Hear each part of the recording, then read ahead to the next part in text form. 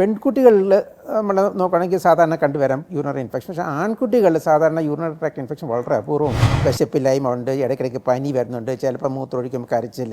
അപ്പോൾ ആകുമ്പോഴത്തേക്ക് നമ്മൾ യൂറിൻ ഒന്ന് ടെസ്റ്റ് ചെയ്യാം, മൂത്രത്തിൽ പഴുപ്പുണ്ടോ എന്ന് നോക്കാം. അഡൽട്സ് ആകുമ്പോൾ അവർ പറയും മൂത്രമൊഴിക്കുമ്പം വേദന ഉണ്ട്, മൂത്രത്തിൽ നിറ വ്യത്യാസമുണ്ട്. പക്ഷേ കുട്ടികൾ അങ്ങനെയൊന്നും പറയത്തില്ല.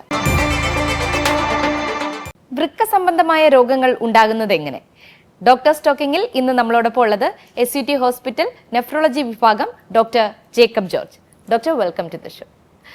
ഡോക്ടർ, ഞാനിപ്പോൾ പറഞ്ഞതുപോലെ തന്നെ നമ്മുടെ ശരീരം നമ്മൾ ശുദ്ധീകരിക്കുന്നത്, നമ്മൾ കുളിക്കും, അങ്ങനെ ഒരുപാട് കാര്യങ്ങളുണ്ട്.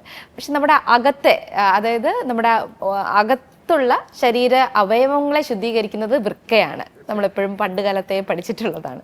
അപ്പോൾ ഈ വൃക്ക സംബന്ധമായ രോഗങ്ങൾ ഉണ്ടാകാനുള്ള സാധ്യതകൾ എന്തൊക്കെയാണ്? എന്താണ് നമ്മൾ വരുത്തി വയ്ക്കുന്നതൊക്കെ?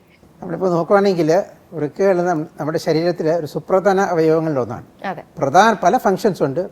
മാഡം പറഞ്ഞ മാതിരി പ്രധാന ഫങ്ഷൻ എക്സ്ക്രീറ്ററി ഫങ്ഷനാണ്. ശരീരത്തിൽ ഉണ്ടാകുന്ന മാലിന്യങ്ങൾ, നമ്മൾ കഴിക്കുന്ന ആഹാരത്തിൻ്റെ അതിൽ നിന്നുള്ള മെറ്റബോളിക് വേസ്റ്റ് പ്രോഡക്ട്സ് കളയുക. അമിതമായി നമ്മൾ വെള്ളം കുടിക്കുമ്പോഴത്തേക്ക് അത് കളഞ്ഞില്ലെങ്കിൽ ശരീരത്തിൽ നീര് വരും. അതുപോലെ കൂടുതൽ ഉപ്പോ കൂടുതൽ പൊട്ടാഷ്യം കഴിക്കുമ്പോഴത്തേക്ക് അതൊക്കെ ഹാർട്ടിന് പ്രശ്നം വരുത്തുന്ന മിനറൽസാണ്. അതിനെ കളയുന്നതാണ് വൃക്കകളുടെ പ്രധാന ജോലി. കൂടാതെ വേറെ പല ഫങ്ഷൻസ് ഉണ്ട്. ഒന്ന് നമ്മുടെ ആസിഡ് ബേസ് നോർമൽ ലെവലിൽ വെക്കുക. നമ്മളിപ്പം ബോഡി തന്നെ മെറ്റബോളിസം കൊണ്ട് ആസിഡ് പ്രൊഡക്ഷൻ ഉണ്ട്, അത് കളയുക. ബൈകാർബണേറ്റ് ബോഡിയുടെ നോർമൽ ലെവൽ വെക്കുക. അതേപോലെ എൻഡോക്രൈൻ ഫങ്ഷൻസ് ഉണ്ട്. ശരീരത്തിലെ രക്തം ഹീമോഗ്ലോബിൻ്റെ ലെവൽ കൂട്ടാൻ വേണ്ടി തന്നെ വൃക്കകളിലുണ്ടാകുന്ന ഒരു ഹോർമോൺ എരിത്രോപോയിറ്റിൻ കൊണ്ടാണ്. പിന്നെ ശരീരത്തിൽ എല്ലിൻ്റെ ബലം, കാൽഷ്യം, ഫോസ്ഫറസ് എല്ലാം റെഗുലേറ്റ് ചെയ്യുന്ന കിഡ്നിക്ക് ഒരു പ്രധാന പങ്കുണ്ട്. അപ്പം ഈ വൃക്കകൾക്ക് ഈ ഡാമേജ് വരുന്നത് നമുക്ക് നോക്കുകയാണെങ്കിൽ കുട്ടികളിലും അഡൽട്സിനും നമുക്ക് സെപ്പറേറ്റ് ആയിട്ട് നോക്കുകയാണെങ്കിൽ കുട്ടികളെ സാധാരണ കാണുന്നത് കൺജന്റൽ പ്രശ്നങ്ങൾ എന്ന് വെച്ചാൽ ഡെവലപ്മെന്റൽ പ്രശ്നങ്ങൾ കൊണ്ട് വരാം. Cystic, polycystic kidney, multicystic kidney disease, agenesis of kidney തന്നെ ഒരു കിഡ്നി തന്നെ ചിലപ്പോൾ കാണത്തില്ല, മറ്റേ കിഡ്നിക്ക് ഡാമേജ് വരാം, അങ്ങനെ വരാം. പിന്നെ ഉള്ളത് കുട്ടികളിൽ വരുന്ന നെഫ്രോട്ടിക് സിൻഡ്രോം, പിന്നെ നെഫ്രറ്റിക് സിൻഡ്രോം, ഇതൊക്കെ വൃക്കകളെ ബാധിക്കുന്ന അസുഖങ്ങളാണ്. മൂത്രശയിലുള്ള അണുബാധ അത് കുട്ടികളിൽ ഉണ്ടെങ്കിൽ അത് ആദ്യം കണ്ടുപിടിച്ച് ചികിത്സിച്ചില്ലെങ്കിൽ ഭാവിയിൽ അഡൽട്സിൽ അതൊരു കിഡ്നി വൃക്ക തകരാറ് വരും. അപ്പം കുട്ടികളിൽ അവർ പറയത്തില്ല ഇങ്ങനെ വൃക്ക യൂറിനറി ഇൻഫെക്ഷൻ ഉണ്ട്.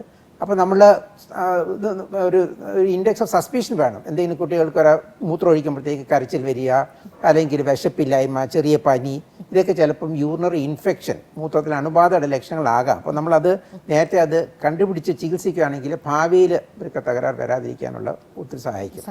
ഡോക്ടർ, ഈ കുട്ടികളിൽ യൂറിനറി ഇൻഫെക്ഷൻ വരുമ്പോഴാണ് വൃക്ക തകരാറിലാകുന്നത് എന്ന് പറഞ്ഞു. ചില കുട്ടികളിൽ ഒരു സൈഡിലെ വൃക്ക കാണില്ല എന്നും പറയാം. അതൊക്കെ ഈ ജന്മനാ കിട്ടുന്നതാണോ? എങ്ങനെയാണ് അങ്ങനെ കുട്ടികളിലേക്ക് കൂടുതൽ ഇങ്ങനെ ഉണ്ടാകുന്നത്? ഓക്കെ, ഇപ്പോൾ കുട്ടികളിലുള്ള യൂറിനറി ഇൻഫെക്ഷൻ സാധാരണ പെൺകുട്ടികളിൽ നമ്മൾ നോക്കുകയാണെങ്കിൽ സാധാരണ കണ്ടുവരാം യൂറിനറി ഇൻഫെക്ഷൻ. പക്ഷേ ആൺകുട്ടികളിൽ സാധാരണ യൂറിനറി ട്രാക്ട് ഇൻഫെക്ഷൻ വളരെ അപൂർവമാണ്. പ്രത്യേകിച്ച് ആൺകുട്ടികളിൽ വരുമ്പോഴത്തേക്ക് നമ്മൾ എന്തെങ്കിലും ഡെവലപ്മെൻറ്റൽ പ്രശ്നം, സാധാരണ കുട്ടികൾ വരുന്ന പോസ്റ്റീരിയർ യൂറിത്രൽ വാൽവാണ് ആണുങ്ങൾ കാണുന്ന ഒരു സാധാരണ ഒരു കൺജനിറ്റൽ പ്രശ്നം.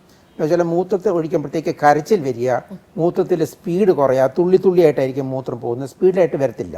അപ്പോൾ ഈ മൂത്രം തടസ്സം വന്നിട്ടാണ് പ്രഷർ കൊണ്ട് വൃക്കയ്ക്ക് ഡാമേജ് വരിക. അത് ആൺകുട്ടികളിൽ. പെൺകുട്ടികളിലും ഒക്കെ ആണെങ്കിൽ വെസൈക്കോ യൂറിട്രിക് റിഫ്ലക്സ് എന്ന് പറഞ്ഞൊരു അസുഖമുണ്ട്. അത് നമ്മൾ മൂത്രം സാധാരണ ഒഴിക്കുമ്പോഴത്തേക്ക് മുഴുവൻ മൂത്രം താഴെ കൂടെയാണ് പോകുന്നത്.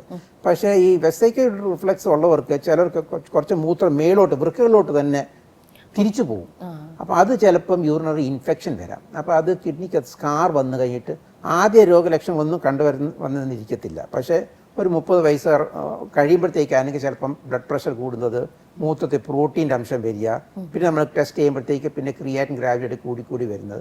അത് നമ്മൾ ഇത് നോക്കുകയാണെങ്കിൽ reflux nephropathy, urinary tract infection കൊണ്ട് വരുന്ന വൃക്ക ഡാമേജ് ആണ്. അത് നമ്മൾ കൊച്ചിലെ അത് കണ്ടുപിടിച്ച് ചികിത്സിക്കുകയാണെങ്കിൽ ഈ ഭാവിയിൽ ഈ പ്രശ്നം വരാതിരിക്കാൻ ഒത്തിരി സഹായിക്കും. ഓക്കെ, അപ്പോൾ ഈ ലക്ഷണങ്ങൾ ഇതാണ്.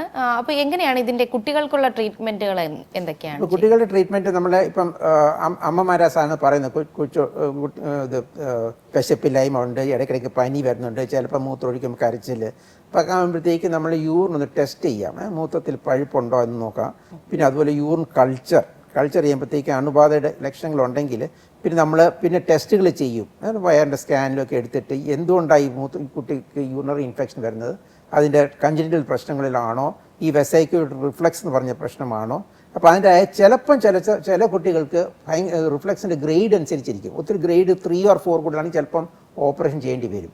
ഇപ്പം മൈനർ പ്രശ്നങ്ങളൊക്കെ ആണെങ്കിൽ ആൻറ്റിബയോട്ടിക് നമുക്ക് യൂറിനറി ഇൻഫെക്ഷൻ ചികിത്സിക്കാനുള്ള ആൻറ്റിബയോട്ടിക് കൊടുത്തു കഴിഞ്ഞിട്ട് പിന്നെ വീണ്ടും വരാതിരിക്കാൻ വേണ്ടി ഒരു ലോ ഡോസ് ആൻറ്റിബയോട്ടിക് ചെറിയ ഡോസിൽ നമ്മൾ രാത്രി മാത്രം കൊടുത്തിട്ട്, സാധാരണ ഈ വൃക്ക ഡാമേജ് വരുന്ന ഒരു 2-5 വയസ്സ് വരെയൊക്കെയാണ് ഈ ഡാമേജ് വരുന്നത്. അപ്പോൾ ഒരു 5 വയസ്സ് കഴിഞ്ഞാൽ വരുന്ന യൂറിനറി ഇൻഫെക്ഷൻ സാധാരണ വലിയ ഡാമേജ് വരുത്തത്തില്ല. അപ്പോൾ അതുവരെ നമുക്ക് ചെറിയ ഡോസ് ആൻറ്റിബയോട്ടിക് ചിലപ്പോൾ കൊടുക്കേണ്ടി വന്നേക്കാം. പിന്നെ ആൺകുട്ടികൾ നമ്മൾക്ക് പോസ്റ്റീരിയർ യൂറിത്രൽ വാൽവ് നമുക്ക് കണ്ടുപിടിക്കുകയാണെങ്കിൽ പിന്നെ നമുക്ക് ആ വാൽവ് നമുക്ക് ഓപ്പറേഷൻ ചെയ്ത് ഫൾഗ്രേറ്റ് ചെയ്യാം. അതൊരു യൂറോളജിക്കൽ അല്ലെങ്കിൽ പീഡിയാട്രിക് സർജൻ ചെയ്യുന്ന ഒരു പ്രൊസീജിയറാണ്. അപ്പോൾ അത് ചെയ്യുമ്പോഴത്തേക്ക് കുട്ടിയുടെ മൂത്രം അല്പം കൂടി സ്പീഡിൽ പോകും. ഇത് നേരത്തെ കണ്ടുപിടിച്ച് ചികിത്സിക്കുകയാണെങ്കിൽ ഭാവിയിൽ ഇതൊക്കെ തകരാറിലൊക്കെ വരാതിരിക്കാൻ ഒത്തിരി സഹായിക്കും. ഓക്കെ, ഈ ഇങ്ങനെയുള്ള ഇൻഫെക്ഷൻസ് വരാനുള്ള സാധ്യതകൾ എന്തുകൊണ്ടായിരിക്കും കുട്ടികൾക്ക് അങ്ങനെ വരുന്നത്? സാധാരണ നമ്മൾ മൂത്രം ഒഴിക്കുമ്പോൾ നമ്മൾ മൂത്രം മുഴുവൻ കംപ്ലീറ്റ് ആയിട്ട് നമ്മൾ ഒഴിക്കുമ്പോഴത്തേക്ക് കംപ്ലീറ്റ് ആയിട്ട് ബാത്റൂമിൽ പോകും. പക്ഷേ ഈ വെസൈക്കിൾ റിഫ്ലക്സ് ഉള്ളവർ നമ്മൾ മൂത്രം ഒഴിക്കുകയാണെങ്കിൽ കുറച്ച് മൂത്രം മേലോട്ട് പോകും. അത് നമ്മൾ പിന്നെ വീണ്ടും ബ്ലാഡറിലോട്ട് വരും. അപ്പം ബ്ലാഡറിൽ എപ്പോഴും മൂത്രത്തിൽ കുറച്ച് മൂത്രം കാണും. അപ്പോൾ ബ്ലാഡർ എപ്പോഴും കംപ്ലീറ്റ്ലി എംറ്റി ആയിരിക്കത്തില്ല. അതുപോലെ ഈ പോസ്റ്റീരിയർ യൂറിത്രൽ വാൽവ് ഉള്ളവർക്ക് മൂത്രം ഒഴിച്ചു കഴിഞ്ഞാൽ കംപ്ലീറ്റ് മൂത്രം പോകത്തില്ല. അപ്പോൾ മൂത്രം തങ്ങിയിരിക്കുമ്പോഴാണ് ഈ കൂടുതൽ യൂറിനറി ഇൻഫെക്ഷൻ വരാൻ കാരണം ആ ബ്ലാഡർ എംറ്റി ആണെങ്കിൽ ഇൻഫെക്ഷൻ വരാൻ സാധ്യത കുറവ്. പക്ഷേ എന്തെങ്കിലും തടസ്സം വരുമ്പോഴത്തേക്ക് എപ്പോഴും ഒരു റെസിഡ്യൂൽ യൂറിൻ ബാക്കി മൂത്രം ഒഴിച്ച് കഴിഞ്ഞിട്ട് സഞ്ചിക്കകത്ത് കുറച്ച് മൂത്രം വരുമ്പോഴത്തേക്ക് അതിലാണ് അണുബാധ വന്ന് ഇൻഫെക്ഷൻ വരുന്നത്. ഓക്കെ, ഈ ഒരു മെഡിസിൻ അല്ലെങ്കിൽ ഒരു ട്രീറ്റ്മെന്റ് ഒക്കെ എടുക്കുന്നതിന് മുമ്പ് നമുക്ക് കുട്ടികൾക്കാകുമ്പോൾ വീട്ടിൽ തന്നെ അമ്മമാർക്ക് ശ്രദ്ധിക്കാൻ പറ്റുന്ന കാര്യങ്ങൾ എന്തൊക്കെയാണ് ചെയ്യാൻ പറ്റുന്നത്? ഇപ്പൊ വെള്ളം കുടിക്കണോ, എന്താണ് ചെയ്യാൻ പറ്റുന്നത്? അഡൽട്സ് ആകുമ്പോൾ അവർ പറയും മൂത്രം ഒഴിക്കുമ്പോൾ വേദന ഉണ്ട്, മൂത്രത്തിൽ നിറ വ്യത്യാസമുണ്ട്. പക്ഷെ കുട്ടികൾ അങ്ങനെയൊന്നും പറയത്തില്ല. അവർ കൂടുതൽ ഒരു കരച്ചിലും പിന്നെ വിശപ്പില്ലായ്മ, ചെറിയ പനി. അപ്പം അമ്മമാർ നോക്കണം എന്ന് വെച്ചാൽ ഈ മൂത്രം പോകുന്നത് എന്തെങ്കിലും കലങ്ങിലാണ് പോകുന്നത്. സാധാരണ മൂത്രം നമ്മൾ ക്ലിയർ ആയിരിക്കുമല്ലോ. അപ്പോൾ എന്ത് കലങ്ങിയാണ് പോകുന്നത്, മൂത്രം ഒഴിക്കുമ്പോൾ പ്രത്യേകിച്ച് എന്തെങ്കിലും കരച്ചിലുണ്ടോ, അതുപോലെ ഈ പനി, കിടുങ്ങൽ, വിറയിൽ വരുന്നത് സാധാരണ ഒരു യൂറിനറി ഇൻഫെക്ഷൻ്റെ സാധനം. ജലദോഷമൊക്കെ വരുമ്പോൾ ചെറിയ പനിയൊക്കെ വരുമ്പോൾ കുളിര് വരില്ല. ഈ കുളിരൊക്കെ വരുന്നത് സാധാരണ ഒരു യൂറിനറി ഇൻഫെക്ഷൻ്റെ ലക്ഷണം. അപ്പം കൊച്ചു എപ്പോഴും തണുത്ത് വരുന്നുണ്ട്, കുളിര് വരുന്നുണ്ട്, അതിനൊക്കെ എപ്പോഴും സസ്പീഷൻ ആയിരിക്കണം, ഒരു യൂറിനറി ഇൻഫെക്ഷൻ ആകാം. അപ്പോൾ ആ സമയത്ത് നമുക്ക് യൂറിൻ ടെസ്റ്റ് ചെയ്യുമ്പോൾ കാണാം പസൽസ് ഒത്തിരി കൂടുതലായിരിക്കും. പിന്നെ കൾച്ചർ ചെയ്യുമ്പോഴത്തേക്ക് ഇൻഫെക്ഷൻ വരാം. അപ്പോൾ അങ്ങനെയൊക്കെ സസ്പീഷൻ വരുമ്പോഴത്തേക്ക് ഒരു പീഡിയാട്രീഷ്യനെ കാണിക്കുന്നതായിരിക്കും നല്ലത്. ഓക്കെ, അല്ലാതെ ഇപ്പോൾ നമുക്ക് വീട്ടിൽ തന്നെ മാറ്റാൻ പറ്റുന്ന ഒന്നുമില്ല. കാരണം നമ്മൾ ഇൻഫെക്ഷൻ ആണെങ്കിൽ ആന്റിബയോട്ടിക് കൊടുക്കേണ്ടി വരും. പിന്നെ അതുപോലെ ഈ തടസ്സമൊക്കെ ആണെങ്കിൽ അത് മാറ്റണം. അപ്പോൾ നമുക്ക് ശ്രദ്ധിക്കുന്നത് കുട്ടികളെ നമുക്ക് പറയാൻ പറ്റില്ല ധാരാളം വെള്ളം കുടിക്കാൻ നമുക്ക് പറയാൻ പറ്റും. എപ്പോഴും മൂത്രം കുടിക്കാൻ നമുക്ക് അടച്ച നമുക്ക് പറയാം. കുട്ടികൾ അതൊന്നും പറയത്തില്ല. നമുക്ക് കൂടുതൽ നമ്മുടെ ഈ സസ്പീഷൻ, ഈ സിംറ്റംസ് ഒക്കെ വരുമ്പോഴത്തേക്ക് നമ്മൾ സർജറിയിലേക്കൊക്കെ പോകുന്നത് ഇതിന്റെ വളരെ അപൂർവമാണ്. നമ്മൾ കുട്ടികളൊക്കെ ജന്മനമായി ചിലപ്പോൾ നമ്മൾ ഗർഭപാത്രത്തിൽ പ്രഗ്നന്റ് ആകുമ്പോഴത്തേന് വയറിന്റെ അൾട്രാസൗണ്ട് സ്കാൻ ചെയ്യുമ്പോഴത്തേക്ക് നമുക്ക് കൊച്ചിന്റെ നമുക്ക് കാണാം വൃക്കകൾ വീങ്ങി വരുന്നത്, ഹൈഡ്രോനെഫ്രോസൊക്കെ വരും. അപ്പോൾ അത് നമുക്ക് അറിയാം. അപ്പോൾ അപ്പോഴേ സസ്പെഷൻ കാരണം കൊച്ചിന് അപ്പോഴത്തേക്ക് പോസ്റ്റീരിയർ വാൽവ് കാണാൻ തടസ്സമുണ്ട്. പക്ഷേ ജന്മനമായി വരുമ്പോഴത്തേക്ക് ചിലപ്പോൾ ആദ്യം ഓപ്പറേഷൻ ഒക്കെ ചെയ്യാൻ ബുദ്ധിമുട്ടായിരിക്കും. അപ്പോൾ നമ്മൾ വേറെ കുറേ പ്രൊസീജിയേഴ്സ് ചെയ്ത് കഴിഞ്ഞിട്ട് സാധാരണ ഒരു 6 മാസമൊക്കെ കഴിഞ്ഞിട്ടേ ഞങ്ങൾ സാധാരണ ഓപ്പറേഷൻ ചെയ്യാറുണ്ട്.